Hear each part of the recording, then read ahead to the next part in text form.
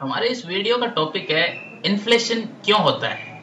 Inflation मुद्रास्फीति क्यों होती है। इन्फ्लेशन क्यों होती है, इतना बड़ा टॉपिक है ना ये कि ना तो मैं एक्सप्लेन कर सकता हूँ उसको आधे घंटे में, मैं तो एक्सप्लेन ही नहीं कर सकता कभी, बट मैं कोशिश करूंगा कि इन्फ्लेशन क्यों होता है जो भी है, इन्फ्लेशन क्यों होती है। इससे पहले मैं एक एग्जांपल लेता हूँ, और वो जो मैंने पहले भी एक एग्जांपल लिया था सन्नी लियोन वाला।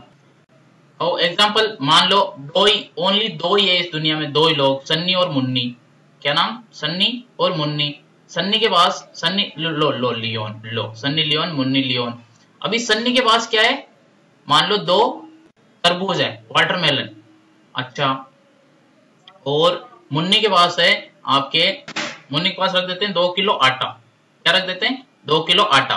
ये मान लेते हैं कि ये दो ही लोग हैं और ये दोनों बार्टर सिस्टम में काम करते हैं। बार्टर सिस्टम मतलब लेन देन के सिस्टम में। और एक वाटरमेलन इज इक्वल टू एक किलो आटा है। ठीक है, दोनों बराबर है यहाँ। तो मतलब ये प्राइस, इस पूरी सिस्टम में जो इकोनॉमी है इसमें सिस्टम क्या है? प्राइस सिस्टम क्या है? प्राइस सिस्टम है एक watermelon is equal to 1 kilo आटा। ठीक है, तो 1 किलो आटा बराबर क्या हुआ? एक वाटरमेलन। अभी थोड़ा सा आगे बढ़ो, अभी आ जाओ 1934 में हिल्टन यंग कमीशन की रिपोर्ट, और 1935 में समझ लो आरबीआई आ गई। क्या आ गई? आरबीआई। 1935 में आरबीआई आ गई। मान लो इससे पहले पूरा बार्टर सिस्टम था। अभी आरबीआई ने डिसाइड किया कि इंडिया के सिस्टम को मोनेटाइजेशन किया जाएगा। मोनेटाइजेशन मतलब मनी रिलीज किया जाएगी और इस मनी के बेसिस पे लोग लेन देन करेंगे। आरबीआई ने क्या डिसाइड किया? मनी। तो क्या हो गया? अभी तीन चीजें हो गई, सनी, मुनी एंड मनी। मनी के आधार पर चीजों का आदान प्रदान होगा। आधार पर चीजों का आदान प्रदान होगा। ठीक है, अभी ये आदान प्रदान जो होगा वो कैसे डिसाइड होगा? वो मैंने कहा था मनी सप्लाई के हिसाब से डिसाइड होगा। आरबीआई ने डिसाइड कर दिया कि 4 रुपए, कितने रुपए? 4 रुपए मार्केट में रिलीज करेगी। आरबीआई की मनी सप्लाई कितनी हो गई? मनी सप्लाई कितनी हो गई? 4 रुपए, सिर्फ 4 रुपए रिलीज किए, कुछ लोचा नहीं है। और इकोनॉमी में सिर्फ तीन ही लोग हैं, आरबीआई है और सन्नी है और मुन्नी है। अब ये 4 रुपए जब रिलीज हो गए तो इन चीजों का मोनेटाइजेशन हो गया। पहले इकोनॉमी का मतलब था 2 वाटरमेलन प्लस 2 केजी आटा। अब इकोनॉमी का मतलब हो गया 4 रुपए। 4 रुपए is equal to 2 watermelon plus 2 KG आटा। ये लो, मैंने कहा था सब चीजें बराबर है, मतलब एक चीज, एक वाटरमेलन कितने का हो गया? एक वाटरमेलन कितने का हो गया? 1 रुपए का। सब चीजें बराबर थी। 1 केजी आटा कितने का हुआ? 1 केजी आटा कितने का हुआ? 1 रुपए का। हो गया कि नहीं हो गया? ये बात समझ में आई कि नहीं आई? अरे इसमें समझने की क्या बात, इकोनॉमी का मोनेटाइजेशन हो गया, जीडीपी हो गई, ये बराबर।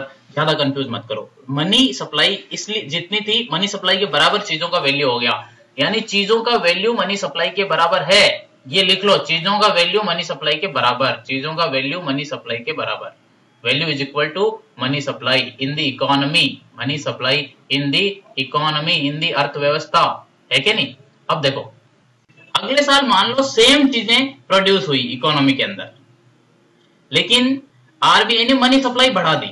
और आरबीआई ने मनी सप्लाई बढ़ा के कितनी कर दी? 8 रुपए।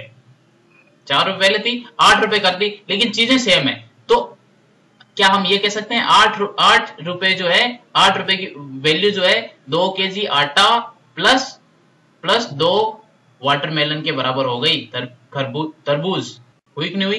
तो यहाँ चीजों कितनी वैल्यू हो गई? यहाँ एक चीज 2 रुपए की हो गई। पिछले साल वाटरमेलन सन्नी लियोन का 1 रुपए का था, इस साल वाटरमेलन कितने का हो गया? 2 रुपए का हो गया। तो ये क्या है?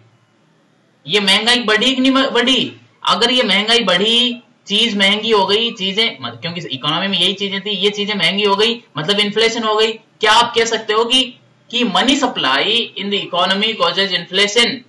कह सकते हो? डिलीट मारो पूरे सिस्टम को। ये लो, मनी सप्लाई की वजह से इन्फ्लेशन हुआ, ये चीज कह सकते हो कि नहीं कह सकते हो? मनी सप्लाई कॉज्ड इन्फ्लेशन, मतलब मनी का एक्स्ट्रा सप्लाई, मनी का extra supply caused inflation. Inflation money की एक्स्ट्रा सप्लाई की वजह से हुआ। फिलहाल के लिए, जनरल अंडरस्टैंडिंग के लिए ये बात रूल मान लो।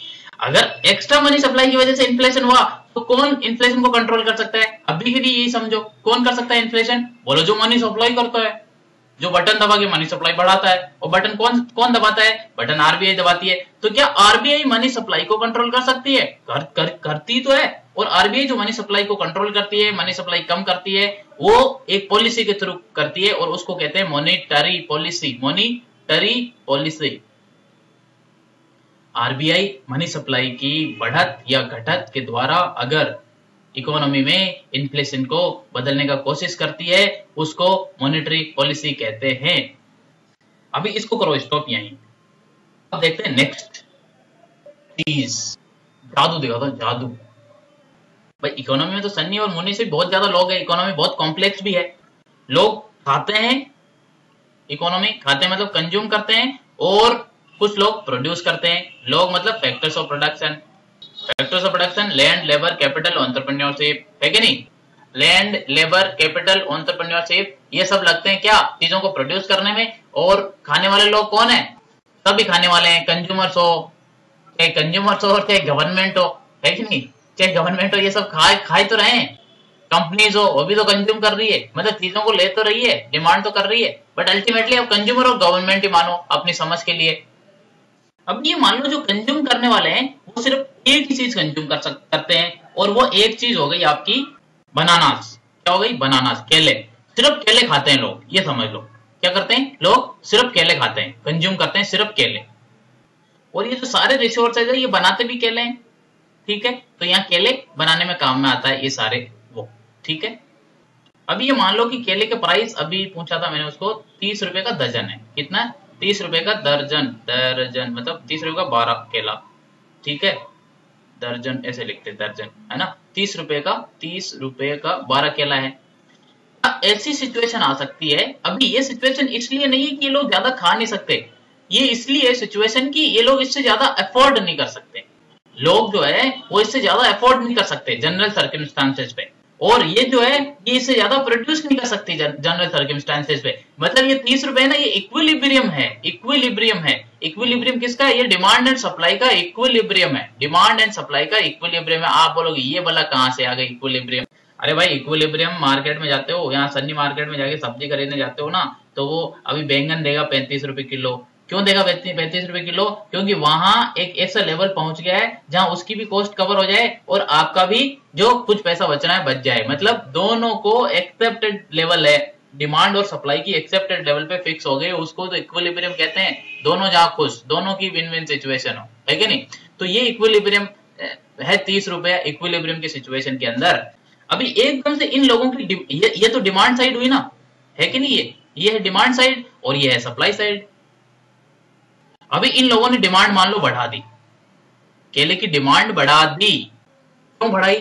बहुत सारे कारण हो सकते हैं, लेकिन मैं सिर्फ यही कह रहा हूं, डिमांड बढ़ा दी। इन्होंने कहा हम तो ज्यादा केले खरीदेंगे। मार्केट में जाओ आप, शनि मार्केट, शुक्र बाजार, कहीं भी चले जाओ, जिस चीज की ज्यादा डिमांड खतरनाक बढ़ गई और उसकी सप्लाई फिक्स है अगर, तो लोग रेट बढ़ा देते हैं। अभी दिल्ली में मास्क जो होते हैं ना, मास्क क्या होते हैं? नाक पे लगाने वाले जो हवा को साफ करते हैं। अभी स्वाइन फ्लू आया था ना, तो छोटे छोटे मास्क जिनको पूछता नहीं है कोई, 35 रुपए 40 रुपए। क्यों? क्योंकि सप्लाई तो फिक्स, एकदम से सप्लाई कौन करता नहीं है, और डिमांड बढ़ गई ज्यादा तो मन मर्जी एकदम प्राइस बढ़ाते रहते हैं लोग, है कि नहीं? मैं ग्राफ बना के या नहीं समझाऊंगा, कंफ्यूज हो जाओगे। टेक्निकल नहीं बनाता सब्जेक्ट को, यही समझो चीज की जिसको ज्यादा डिमांड में रहता है ना वो भाव खाता है। कॉलेज में भी देख लो, वो हॉट सा लड़का या कोई हॉट सी लड़की, जितना लोग अप्रोच करने की कोशिश करेगा ना उतना ही भाव खाएंगे, है कि नहीं? भाव बढ़ता है कि नहीं बढ़ता? जितना डिमांड ज्यादा उतना भाव बढ़ता। समझ गया? ऑफेंड मत हो जाना, आप कोई हॉट या हॉट में है तो। सही बात है, ये फैक्ट है, इकोनॉमी का फैक्ट है, रियल लाइफ का तो पता नहीं। अब देखो, डिमांड बढ़ी मतलब प्राइस बढ़ेगी, प्राइस बढ़ी तो क्या हुआ? इन्फ्लेशन बढ़ा। तो अब इस वजह से हुआ, उसको क्या कहते हैं? Demand pull inflation. क्या हो गया? इसको क्या कहा? Demand pull, PULL, pull inflation. Inflation, demand बढ़ने की वजह से अगर कोई चीजों में प्राइस बढ़ती है तो वो डिमांड पुल इन्फ्लेशन है। और सप्लाई साइड से अगर मान लो यहाँ पे कुछ गड़बड़ हो गई, मान लो केले कहीं बाहर से मंगाते थे, ट्रक खराब हो गए, या कहीं ब्रिज था वो टूट गया, या कहीं बाढ़ आ गई, है ना, या बरसात सही नहीं आई, बहुत सारे कारण थे। क्या हो सकता है? तो यहाँ सप्लाई कम हो गई। जब सप्लाई कम हो गई, डिमांड तो ज्यादा है ही, सप्लाई कम हो गई तो क्या हो गया? ये सिर्फ सप्लाई साइड की वजह से क्या हो गया? चीजें महंगी हो गई, महंगी हुई ना, हुई कि नहीं हुई? मान लो तेल के दाम बढ़ गए एकदम से, तो ट्रक जो ला रहे हैं इनको मार्केट तक, उनका महंगा हो गया। तो इसको कॉस्ट पुश इन्फ्लेशन कहते हैं, cost push inflation, cost push inflation. दो टाइप के इन्फ्लेशन हो गए, कॉस्ट पुश और डिमांड पुल। एक मिक्स भी तो हो सकता है, दोनों की वजह से भी हो सकता है। कभी कभी लेबर स्ट्राइक पे चले गए और लोग इधर डिमांड भी ज्यादा कर रहे हैं किसी भी कारण से, तो दोनों की वजह से भी मिक्स हो सकता है। तो अभी समझो दो, एक तो हो गया कॉस्ट पुश इन्फ्लेशन, दूसरा हो गया डिमांड पुल इन्फ्लेशन, तीसरा हो गया मिक्स इन्फ्लेशन। अच्छा, वैसे देखते हैं डिमांड पुल इन्फ्लेशन क्यों हुआ, डिमांड पुल इन्फ्लेशन क्यों बढ़ा, डिमांड बढ़ी क्यों, कारण क्या हो सकता है डिमांड का? नंबर 1 मोस्ट इंपॉर्टेंट कारण, डिमांड इसलिए बढ़ी कि लोगों के पास डिस्पोजेबल इनकम बढ़ गई, लोगों के पास डिस्पोजेबल इनकम बढ़ गई। डिस्पोजेबल इनकम क्यों बढ़ी? मान लो डिस्पोजेबल इनकम क्या होती है, आप जितना खर्च कर सकते हो एक्स्ट्रा पैसा, वो क्यों बढ़ी? बहुत सारे कारण की वजह से बढ़ सकती है। वो टैक्स पॉलिसी की वजह से बढ़ सकती है, गवर्नमेंट ने टैक्स पॉलिसी चेंज कर दी, टैक्स बोला आपके 30% टैक्स नहीं लगेगा, 5% टैक्स लगेगा, यानी गवर्नमेंट ने क्या कर दिया, सिर्फ टैक्स सिस्टम चेंज करके आपकी, टैक्स सिस्टम का चेंज करके आपकी डिमांड बढ़ा दी। तो गवर्नमेंट भी तो इन्फ्लेशन चेंज कर सकती है, इन्फ्लेशन की एक्सपेक्टेशन और इन्फ्लेशन और बहुत कुछ चेंज कर सकती है, डिमांड या सप्लाई दोनों चेंज कर सकती है गवर्नमेंट, और उसको कहते हैं fiscal policy, fiscal policy. Detail में बात करेंगे फिस्कल पॉलिसी के बारे में, बट आप ये समझो डिस्पोजेबल इनकम बढ़ गई। डिस्पोजेबल इनकम क्यों बढ़ सकती है, कैसे बढ़ सकती है? सर मनी सप्लाई बढ़ जाए, मान लो मनी सप्लाई बढ़ा दी एकदम से। अब आप बोलोगे मनी सप्लाई क्या है? मनी सप्लाई मैंने उसमें जाओ बैंकिंग वाले में, मान लो सीआरआर आरबीआई ने कैश रिजर्व रेशियो कम कर दिया, या मान लो एसएलआर आरबीआई ने कम कर दिया, या मान लो स्टैट्यूटरी लिक्विडिटी रेशियो जो है वो कम कर दिया, है ना, मान लो रेपो रेट, लाफ रेपो रेट है वो कम कर दी, तो बैंक इजीली आरबीआई से पैसा लेके और फिर इजीली उसको मार्केट में कम दाम पे दे देगी, कम इंटरेस्ट रेट पे, लोगों के पास ज्यादा पैसा होगा तो ज्यादा खर्च करेंगे। यानी मनी सप्लाई की वजह से क्या बढ़ा है? डिमांड बढ़ा है। बढ़ा है कि नहीं बढ़ा है? तो ये जो डिमांड पुल है, क्या वो कह सकते हो कि मतलब मेजोरिटी आप मनी सप्लाई की वजह से? अभी और भी कारण है, सरकार की जो एक्सपेंडिचर बढ़ गया, सरकार का एक्सपेंडिचर मान लो बढ़ गया, सरकार का एक्सपेंडिचर कहां बढ़ा? मान लो सरकार ने डिसाइड कर दिया 40,000 करोड़ नरेगा टाइप एक और स्कीम चलेगी, मान लो, मैं नरेगा के खिलाफ नहीं हूं, मैं बता रहा हूं, मान लो सरकार ने ऐसा डिसाइड कर दिया कि नरेगा जैसी एक और स्कीम, यानी बहुत ज्यादा पैसा लोगों के पास आएगा गवर्नमेंट के थ्रू, आया ना एक्स्ट्रा पैसा, तो लोगों की फिर डिस्पोजेबल इनकम बढ़ी, तो वो लोग क्या हुआ, मीट प्रोटीन और ये सब डिमांड करने लगे। अरे भाई पैसा एक्स्ट्रा आएगा तो आप खर्च तो करोगे ना, वो खर्च करने लगे यानी उसकी डिमांड बढ़ गई। अभी एकदम से तो मीट तो पैदा कर नहीं सकते ना, तो इसलिए क्या होगा, उसकी प्राइस ऊपर चली जाएगी, इन्फ्लेशन हो गया। अल्टीमेटली गवर्नमेंट एक्सपेंडिचर क्या करता है? मनी सप्लाई तो बढ़ा रहा है कि नहीं? मनी सप्लाई से कनेक्ट कर नहीं सकते इसको। मान लो गवर्नमेंट डिसाइड कर लेगी जो भी इसने गवर्नमेंट ने लोन ले रखा है वो रिपेमेंट करेगी, जो उधार है गवर्नमेंट ने डिसाइड कर दिया है कि जो भी बॉन्ड मार्केट से पैसा उठाया ये सारा हम वापस देंगे, तो भी मनी सप्लाई इंक्रीज हुई। तो कुल मिला के डिमांड पुल मैं कह सकता हूं अधिकतर रीजंस जो है वो मनी सप्लाई से कनेक्शन है। इसलिए कुछ इकोनॉमिस्ट, फ्राइडमैन ही कहते हैं कि ये इन्फ्लेशन पूरा का पूरा मनी सप्लाई का लोचा है। एक और बात याद रखो, मान लो लड़ाई हो गई, लड़ाई मतलब दो देशों के बीच लड़ाई चल रही है, वॉर, हमेशा वॉर इन्फ्लेशनरी होती है। क्यों? लड़ाई के बाद इन्फ्लेशन होगा ही, लड़ाई के ड्यूरिंग भी इन्फ्लेशन होता है। क्यों होता है? बहुत सारे फैक्टर्स है, बट नंबर 1 लोगों को ये पता रहता है कि गवर्नमेंट की स्पेंडिंग खतरनाक रूप से बढ़ जाती है। कहाँ है गवर्नमेंट की स्पेंडिंग? गवर्नमेंट का एक्सपेंडिचर बढ़ जाता है, नंबर 1। नंबर 2 लोग पैनिक में आ जाते हैं, इसलिए बहुत चीजें खरीद के रखने का कोशिश करते हैं। रखते हैं कि नहीं रखते हैं? रिकॉर्ड देख लो आप, सारी वॉर्स इन्फ्लेशनरी है। सेकेंड पार्ट हम देखते हैं, cost push inflation. Cost push inflation बहुत वजह से हो सकता है। एक तो फैक्टर्स ऑफ प्रोडक्शन जो है उनका सप्लाई कम हो जाता है। फैक्टर्स ऑफ प्रोडक्शन क्या है? बहुत टेक्निकल आंसर है। Factors of production land, labour, capital, entrepreneurs. अगर जगह और नेचुरल रिसोर्सेज का कमी हो जाए, नेचुरल रिसोर्सेज, लैंड मैंने समझा था, नेचुरल रिसोर्सेज सारे लैंड में आते हैं। जब हम फैक्टर्स ऑफ प्रोडक्शन देख रहे हैं तो नहीं समझ में आता तो वीडियो नंबर 1 से वापस चालू करो इकोनॉमी और देखो।